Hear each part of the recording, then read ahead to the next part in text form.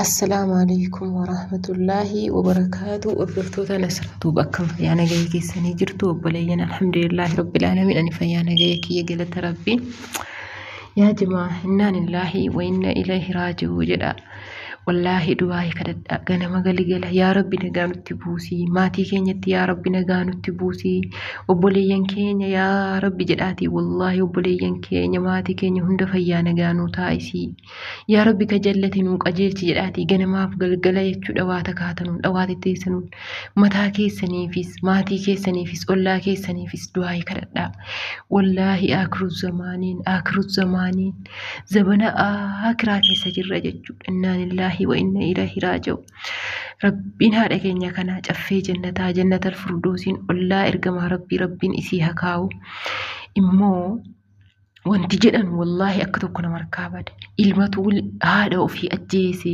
jechuun hinuma yaanii qaanfiidha zabana aakiru zamaan jechuun zabana fokkataa wallahi jireenyi biyya keenyaa sun laa ilaha illallah inna lillahi wa inna ilaihi raaji'uun suuraa haadha kanaa laalee wallahi akka waanan beeku wayi ibiddinatti qabatee zaatiisii kana mee laala jireenya biyya keenyaa isa sana namni nyaatee dhugee aaran galfatu afuruma qabaattee dandeessee ijjiteetuma iyyuma gaarii tokko ijjitee kurrifattee jennaan biyyillee qaqqabeerraan baasu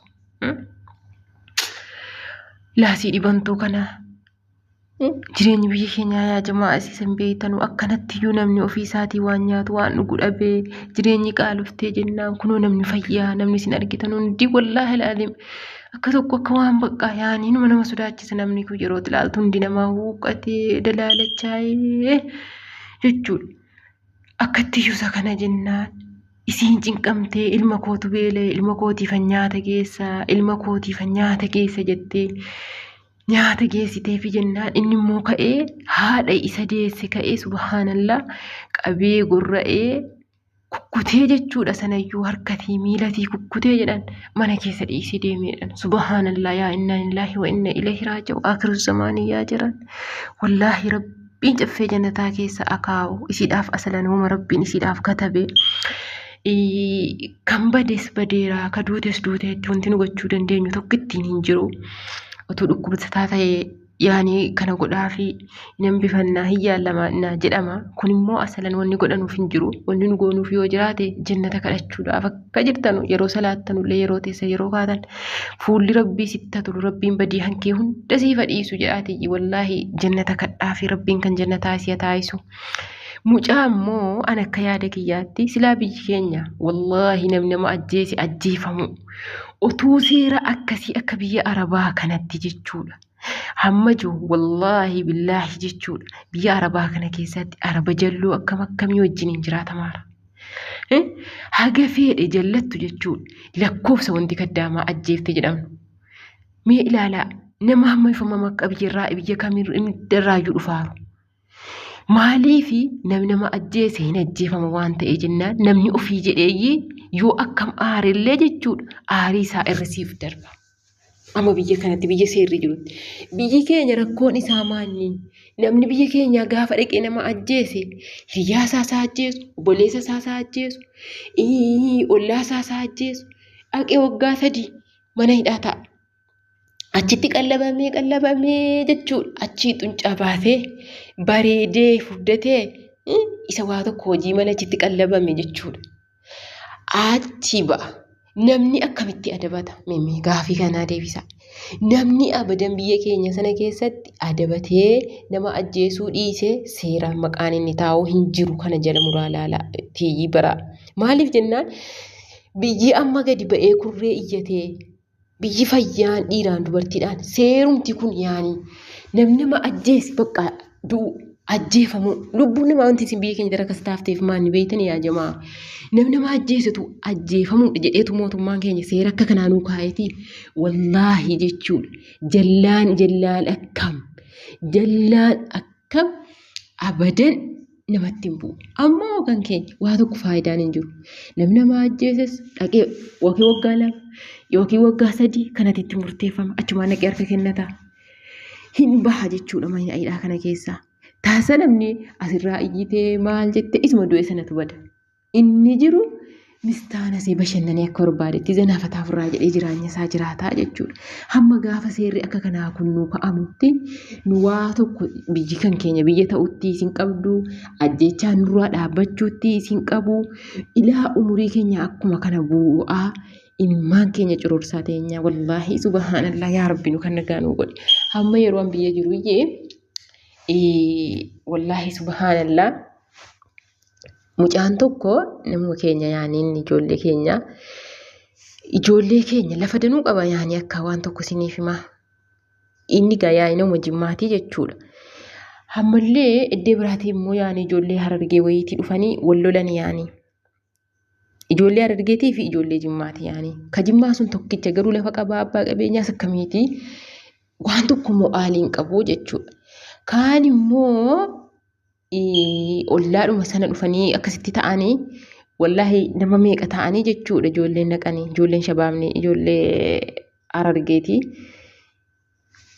akkasitti kukkutanii wallaahi billaahi subhaanallah mucaa sanallee akkuma kanatti kukkutanii jechuudha miila isaa harka isaa kukkutanii ajjeesanii kaa'anii illee hin dhiifne bari yeroo sana an subhaanallah boqqolloo asheetii wayiitii mucaan yaanii waaqa bagaa yaani akkamitti waaqa baa lafa qabaa sababa lafa sanaati bar namni saba yeroo ammaa kana jechuudha uuma kan kee irratti jibbamta yoo tikaatee qabaatti nama caaltes namni si jibbaa bakka yoo toffattee nama caaltes si jibbaa waan hunda isaa sitti naaffise jechuudha biyya keenya sana keessatti achiin mucaan nagaa rabbiitiin adeemee caatii gurguratee achi dhufe lafa kanarratti immoo geppoo irratti wal lolanii duraan yaani achumaanii inni immoo waa ofittiin qabu qabeenya qaba malee. Ijoolluma xixiqqishoo kana ijoollee sadii qabaa. Ijoollee dabarinillee achumaan akkasitti dhaqanii jechuudha. Manuma isaa dhaqanii galgala kottoodhanii gadi waamanii. Itti dawwalanii kottoodhanii yaani jarri nama meeqa ta'anii dhaqan. Inni beeku akkatti ittiin walolee jira gaasilumayyuu wal eeggataa jiru. Garuu kan waame tokkittiidha mucaallee mucaacolleedha dargaggeessa nama akkamitti sodaatamuudha. Achumaan gadi ba'e yeroo inni gadi ba'u edaa jarri nama afuriin dhufanii jiran. Akkasitti nama afuriin kukkutanii lafa kaa'anii wallaahi mucaa sana garaa wadaana wayitii yeroo sana jechuudha. Gadi ba'ee aalee malkalaaqiin boo'ee kurrifatee bakka jarri kun maajjeefamuu qabaman attaa danaalaan isaa jechuudha rabbiin kan jannataa isaa godhu akka itti qabarullee dhabe namni rakkatee akka itti waan tokko godhu kukkutanii jechuudha akkasitti. Ajjeefamuu qabanii maaliyyoodha jedhamee gaa yeroo sana akkamaa kana yaani an biyya jira biyya kanallee hin dhufne. Akkuma kana miidiyaa kanallee wanta akkasii hin beeku ani offlaayinii maratti akkasitti haasa'amee biyyuun diboo'ee maraatee maal jedhe ijoolleen suni jechuudha waggaa 3 moo 4 hidhamanii hundi jaraayyuu waggaa 3 malee 4 ijoon kun waggaa 3 bichaa hidhamanii jechuudha namni lubbuu namaa manaa gadi nama waamee lafa kan saarratti dafqa saarratti haqqee isaarratti mana isaatii dhaqanii gadi yaamanii kottu jedhanii ajjeesanii kukkutanii lafa ka'an. Wallaahi jechuudha sadarkaa kana itti hojjetanii ka'anii waan tokko wanti jarri godhaman hin jiru waggaa 3 bichaa hidhamanii ba'anii jechuudha. Ijoolleen sun ba'anii nagaa rabbiitiin biyya jiraa keessa jiraachuu jiranii amma dhagaatii biyyuma keenya keessaa jechuudha. Namni gaafa jarri dhufan gadi baamee akkamitti simatame. Namni inni kaleessan dhiifnu jedhaa tures dhiise. Akkuma ammaati jechuudha. Akkuma amma onlaayinii kanarraa ilaa feesbuukiin tiktookiin amma mucaa kana olaalta inni dhiifamuu qabu minaan soba jechuudha. An keenya afaan qofaanii waan hundinuyyuu. Akkasitti iyyamee dadhabamee jechuudha ijoolleen sun kun akka barbaadan ta'anii. Silaa inni ijoollee xixiqqishoo malee hin qabu lafa sanayyuu wana dhaaluu hin dhaban silaa sababa lafaarratti. Namni biyya keenya wanni inni wal loluufaa wana haadhattii kana maaliif rukute beektanii maaliif ajjeese beektanii mucaan kun. Ijoollee lama biyya alaatii qabdii jedhan Dubaay kana keessaa dhiira tokkoo fi intala tokko argaartanii miidiyaa kanarratti tiktookii irratti. Hawwanaaf yaani ijoolleen kee birrii sitti erganii birrii kenni jedhaan hawwana. Kenniidhaan maanaam akkasii nama meeqaatama jira olluma keessa meessa baalaalaa jallaan. Fidi birrii jedhaaniin hin qabu yeroo isin jette laa siif erganii fidi jedhaa irratti qabeeyyi jechuudha. Wama akkasii irratti wal lolama hawwana. Akkasitti jechuudha. Nama meeqan arge nama namni ajjeese jechuudha. Nama meeqa garuu hundisaayyuu galeetuma xaxxi jedhee jireenya isaa jiraachuu jira. Ka du'e sanatu bade. Ammas jechuudha inni kun immoo akiira. haati ilmoon haadha keessaa baate deebitee haadha ajjeeftee akkasanatti kukkuttee lafa keessee jennaan nagaan ba'u jechuun hadaraa rabbii keessan ofirratti sodaadhaati. Kan keenya seeras wanti jedhamu hin jiru. Seeratu ta'e jarri biyyaa gadi ba'anii biyyi kutaadhaan keenya namni keenya hin sodaata. Seera sodaata. Mootummaa sodaata. Ammallee namni keenya rakkoon isaa maanni? Wanti amma rakkoon keenya nuun furamneef maanni? Rakkoo nuutuuf biraa qaba. Namni keenya waliin galu. Namni keenya otuu afaan tokko taa'ee gaafii tokko mootummaa gaafatee wallaahi jechuudha. Abadan gaafiin hinuma deebi'a gaafiin nama hundaa. Kan keenya yeroo inni tokko kan haasa'u inni tokko gar tokko haasa'a. Namni hundi otuu gadi ba'ee namni nama ajjeese kanas nurraa ajjeefamu hin barbaadu jiraachuudhuma isaa. Kan nama ajjeese yaa jimaa hamma fakkeenyaa nam tokko namni ka'ee mootummaadhaan waa jedhe namni ka'ee waan tokko jedhe waan biccuu tokko balleesse meeqata ajjeefamaa. Garuu namni nama kanatti nama miskiina kana lafarraa ka'ee ajjeese namni waa tokko jedhamu hin jiru. Kun maaliif ta'ee? Otuu namni waan kanaaf iyyatu jiraate jechuun furmaanni qaata dhufte. Amma immoo furmaanni hin jiru. Hin jiraatus akkanatti. Namni keenya obborootti hin qabu akkuma kana didichee waqaa boo'ee maal jedhee ofirraa dhiisaa jechuudha. Gaafa ilaa ajandaa nama akka tawaaru kuni gaafa torbanadhaa irraanfatameera jechuudha. Ta'ana ilaalaa hin jiru. Kanaafuu jennaani yaa jiran akka amantii keessaniitiin du'aa kadhadhaa. Rabbii keessan rabbii isa sabawaata kanaa fardii kana kalqe kanatti wanti nu furuu isa malee hin jiru. Rabbummaan kun akka inni biyya keenya kana biyya nagaa nuu taasisutti du'aa kadhadhaa. Yoo biyyi keenya nagaa taate nus nagaa taana. Yoo biyyi keenya nagaa taate jechuudha. Biyya namaa keessa jiraattus yeroo kana gadda kana biyya kee waan akkanaa dhageesse akka waan haadha kee taateetti ibidda sitti qabsiisa jechuudha. Haadhuma kan keeti maa haadhuma keenya yaani haati kamiyyuu akkatti yaa rabbii koo wallaahi ibiddi natti qabate silaa waan jennu sin qabnu ilaamee rabbiin kan doote kana caffee jannataa keessa nuuf kaa'u. Wallaahi mucaa sana rabbiin balaa inni quba hin qabne samaawaata kana keessa balaa inni ofirratti hin beeknetti buuse nu agarsiisu. Mootummaan keenya waa tokko ittiin godhu ta'ana ilaalaa.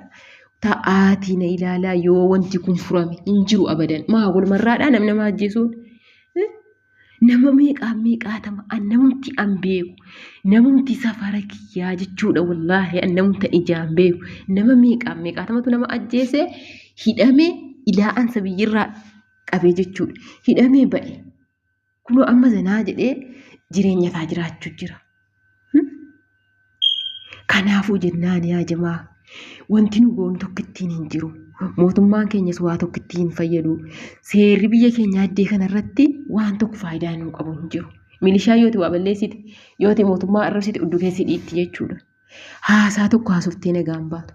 Immoo waan dhugaa akkanaa waan silaa dubbatamuu qabu waan silaa haasa'amuu qabu namni walirratti dhiisallee afaan tokko taa'efatee haasa'ullee sa'aatii kana silaa ajandaan wanni hundisaa waan kana qofittii ta'uu qabu. Garuu namni keenya waan tokko faayidaa hin qabu jechuudha. Kanaafuu jennaani rabbii keessan ofirratti sodaadhaati. Du'aa kadhaa. Du'aa malee wanti tokko wanti nu fayyadu hin jiru. Maatii keessaniifis illee ammallee ofii keessaniifis wallaahi yeroo kaatan yeroo teessan yeroo baatan yaa rabbi nagaa nu dhaggeessisi. Yaa rabbi maatii koo fayyaa nagaa naa taasisi jedhaa. Yoo obboleessa jallaa qabaattan yaa ijoollee koo wallaahi rabbiin nu haa eeguutii. Haan fakkeenyaaf namni fakkeenyaa nama suusinyaa jira nama waan akkasii birrii kenni jedhee akkatti ka deebi'e ol deebi'ee haadhaaf abbaa cinqutu jira kan deebi'ee abbaa rukutu jira nama akkasii nama meeqa jechuudha. Nama dhugee beeku nama qaamii darbaa qaamu kan immoo waa hin hojjenne rakkoon biyya keenyaa kana wanti beela biyya keenyatti fides kan keenya silaa bakka qabnee haasofnee akkatti dhiifnus akkatti haasofnus dhabnee irraatiyyee wallaahi rabbii qofa kadhadhaa. Akka amantii keessaniitiin maatii keessaniifis ollaa keessaniifis biyya keessaniifis rabbiin kadhaa rabbii ol ta'e kana kadhadhaa ijoollee koo rabbiin nagaa nutti buusu. Wanni nu gochuu dandeenyu hin jiru. Bara baraan gubachuu boo'uu gadooduu rabbiin nu kana qooda keenya godhee akkasii haadha keenya kana rabbiin caffee jannataa keessa ishee kaa'u. Ijoolletti akkatti miidiyaadha keessaa irraa buusee maraattu kanallee wallaahi rabbiin sabiriyaa kennuuf jedhaa ijoollee koo du'aa kadhaafi. Maaliif jennaani inni haati kee dhukkubsattee amiriin rabbiitti dhufeennaan isin dootuyyuu jechuudha. Ilaa umurii keetii hamma gaafa atis eddeesii sana dhayxuutti fuuldura keetii hin dabu. inni kun immoo obboleessa hin ajjeefamte akkatti kukkutee harkasii kukkutee ajjeese yeroo jedhanu nuyyuu jechuudha ka ija jaraa hin beekne ka gurra jaraa hin beekne akkatti gubannee boo'uufii jirra. Mee ilmoottiin sun awwan akkam taati? Mee akkam taati? Akkasii yaa jiran. Wallaahi ijoollee kanallee rabbiin sabirii keessaa kaa'u, rabbiin haa jajjabeessu. Haadha keenya kanammoo rabbiin caffee jannataa keessa isii haa kaa'u. Balaa akka kanaa rabbiin lamuu nutti hin fidini. Wallaahi nama musiibaa akkanaa rabbiin musiibaa isumatti buuse haa jedhubboo. Rabbiin musiibaa jarri quba hin qabne itti buusu. Waan jallina haadhaaf abbaa. Nama jallina haadhaaf abbaatti jallatee haadhaaf abbaatti musiibaa ta'u kana rabbiin wallaahi musiibaa inni quba hin qabne itti buuseetuma nu agarsiisu. Akkas jedhaati du'aa kadhaa. Akkasii obboleeyyan rabbiin ka'irii nu haa dhaggeessisu, rabbiin nagaa nu haa dhaggeessisu. Aakiru zamaanii zabana aakiraa keessa jirra jechuudha, zabana fokkottuu keessa. Ganamaaf galgala du'aa kadhadhaa, rabbii keessanitti bu'aa. Zabana